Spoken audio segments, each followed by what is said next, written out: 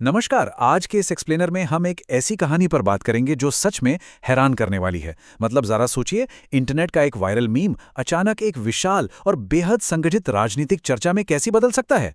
आज हम कॉकरोच जनता पार्टी यानी सीजेपी को डीकोड करने वाले हैं। क्या ये सिर्फ एक इंटरनेट का मजाक है या फिर युवाओं के असंतोष से निकली कोई नई राजनीतिक हकीकत?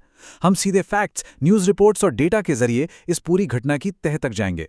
तो सबसे बड़ा सवाल यह है कि आखिर घर में पाया जाने वाला एक आम कीड़ा जिसे हम सब भगाना चाहते हैं, वो भारत के सबसे तेजी से बढ़ते डिजिटल मूवमेंट का चेहरा कैसे बन गया? कैसे एक अपमानजनक शब्द ने एक ऐसे संगठन को जन्म दे दिया जिसने कुछ ही दिनों में लाखों लोगों को अपनी तरफ खींच लिया? ये देखना वाकई दिलचस्प है कि इस डिजिटल युग में एक छोटी सी टिप्पणी कैसे रातों रात एक जन आंदोलन का रूप ले सकती है। तो आज हम इन अहम पहलुओं पर बात करेंगे। पहला, इस मूवमेंट की चिंगारी कहां से उठी। दूसरा, इस कॉकरोच वाली पहचान को कैसे अपनाया गया। तीसरा, इनका हैरान करने वाला और बेहद गंभीर मैनिफेस्टो। चौथा, इंटरनेट पर इन पर हुई कार्यवाही और ट्रेडमार्क के विवाद। और अंत में, दुनिया भर में युवाओं का ये डिजिटल विरोध कैसे काम कर रहा है। चलिए, सबसे पहले बात करते हैं हमारे पहले भाग की, इस आंदोलन की चिंगारी। हुआ कुछ यूं कि 15 मई 2026 को सुप्रीम कोर्ट में एक सुनवाई के दौरान भारत के मुख्य न्यायाधीश की एक कथित टिप्पणी सामने आई। इसमें कॉकरोच और परजीवी जैसे शब्दों का इस्तेमाल किया गया था। बस फिर क्या था, इंटरनेट पर तुरंत ये बात आग की तरह फैल गई कि ये टिप्पणी भारत के बेरोजगार युवाओं के लिए की गई है। हालांकि बाद में खुद स्पष्ट किया गया कि उनकी बात फर्जी डिग्री वालों के लिए थी, न कि देश के युवाओं के लिए, जिन्हें उन्होंने विकसित भारत का स्तंभ भी बताया। लेकिन भाई, इंटरनेट की दुनिया में तब तक बहुत देर हो चुकी थी और बवाल मच गया था। अब आप जरा इस टाइमलाइन को देखिए।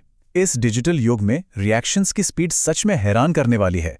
मतलब महज 72 घंटों के अंदर इंटरनेट का वो गुस्सा एक प्रॉपर ऑर्गेनाइजेशन में बदल गया। 15 मई को गुस्सा फूटा और अगले ही दिन 16 मई को बॉस्टन यूनिवर्सिटी के छात्र अभिजीत डिपके ने कॉकरोच जनता पार्टी के नाम से एक वेबसाइट डोमेन रजिस्टर कर डाला। और देखते ही देखते 19 मई तक इस व्यंग्यात्मक पार्टी के साथ 1 लाख से ज्यादा सदस्य जुड़ गए। अब आते हैं दूसरे भाग पर, कॉकरोच पहचान को अपनाना। ये डिजिटल गुस्सा बहुत जल्दी मेन स्ट्रीम मीडिया की सुर्खियों में आ गया। अखबारों में छपने लगा कि कैसे युवाओं ने सोशल मीडिया पर मैं भी कॉकरोच हैशटैग के साथ एक पूरा कैंपेन शुरू कर दिया है। और यकीन मानिए, ये कोई मजाक नहीं चल रहा था। दरअसल युवा इस सटायर या व्यंग्य का इस्तेमाल बेरोजगारी और सिस्टम को लेकर अपनी असली फ्रस्ट्रेशन निकालने के लिए कर रहे थे। उन्होंने उस अपमानजनक शब्द को ही अपना हथियार बना लिया और सीधे सिस्टम से सवाल पूछने लगे। कहानी यहां और भी दिलचस्प हो जाती है।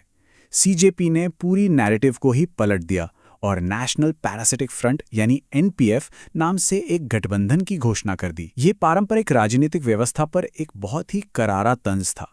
उनका सीधा सा मैसेज था कि ठीक है, अगर हम कॉकरोच हैं तो ये स्थापित राजनीतिक व्यवस्था ही असली परजीवी है जो जनता के संसाधनों को चूस रही है। ये पॉलिटिकल सटायर का एक बहुत ही शार्प और स्मार्ट तरीका था। अब जरा इस मूवमेंट के स्केल को समझिए।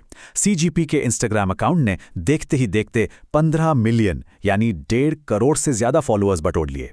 ये नंबर भारत की सबसे बड़ी सत्ताधारी पार्टी के ऑफिशियल इंस्टाग्राम फॉलोअर्स से भी ज्यादा था। हालांकि हमें यहां यह भी ध्यान रखना होगा कि कुछ न्यूज रिपोर्ट्स ने यह दावा भी किया है कि इन 1.5 करोड़ फॉलोअर्स में से एक बड़ा हिस्सा शायद भारत के बाहर के ऑटोमेटेड बॉट्स का हो सकता है। एक रिपोर्ट के मुताबिक तो सिर्फ 9% फॉलोअर्स ही भारत से थे। लेकिन कुछ भी कहिए, इस आंकड़े ने पूरे देश में हलचल जरूर मचा दी थी। अब बढ़ते हैं हमारे तीसरे भाग की तरफ, एक आश्चर्यजनक रूप से गंभीर मैनिफेस्टो। अगर आप इन मीम्स और मजाक से थोड़ा आगे देखें तो आपको पता चलेगा कि सीजेपी ने एक बहुत ही स्पेसिफिक 5 सूत्रीय मैनिफेस्टो पब्लिश किया। और ये पॉइंट्स भारत की कुछ सबसे कॉम्प्लेक्स पॉलिसी डिबेट्स को सीधे टक्कर देते हैं। जैसे उन्होंने मांग की कि न्यायपालिका को स्वतंत्र रखने के लिए सीजीआई को रिटायरमेंट के बाद कोई पद या इनाम नहीं मिलना चाहिए। उन्होंने ये भी कहा कि अगर वोटर लिस्ट से सही वोट करते हैं तो चुनाव आयुक्त पर सीधे यूएपीए के तहत कार्रवाई हो। इसके अलावा संसद में महिलाओं के लिए 50% आरक्षण, कॉर्पोरेट मीडिया के लाइसेंस रद्द करने और दल बदलू नेताओं पर 20 साल का बैन लगाने जैसी मांगें भी शामिल थीं। पार्टी का नाम भले ही मजाक था, लेकिन उनकी मांगें बिल्कुल भी मजाक नहीं थीं। चलिए अब चौथे भाग को देखते हैं, कार्रवाई और ट्रेडमार्क विवाद। यहाँ आपको एक बहुत ही अजीब कॉन्ट्रास्ट देखने को मिलेगा। एक तरफ तो ये पार्टी बिल्कुल मजाकी अंदाज में चल रही थी।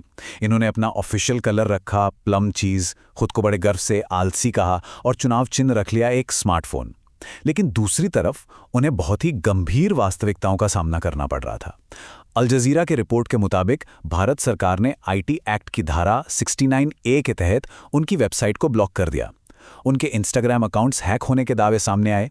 और तो और लेक्सपीडिया के अनुसार भारत की ट्रेडमार्क रजिस्ट्री में कॉकरोच जनता पार्टी नाम पर अपना हक जताने के लिए कई लीगल केस तक फाइल हो गए। मतलब इंटरनेट का एक मजाक अचानक से असली दुनिया की कानूनी लड़ाइयों में उलझ गया। अब आते हैं अपने आखिरी भाग पर, वैश्विक युवा डिजिटल प्रतिरोध। आपको ये समझना होगा कि सीजेपी की ये घटना कोई अकेली घटना नहीं है।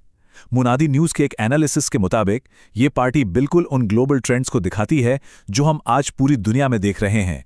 चाहे वो अमेरिका में डिजिटल कैंपेन हो, यूरोप में नई पार्टियों का आना हो या लैटिन अमेरिका में छात्रों के प्रदर्शन हो, पूरी दुनिया में जेन ज़ी यानी आज की युवा पीढ़ी पारंपरिक राजनीति को साइडलाइन कर रही है।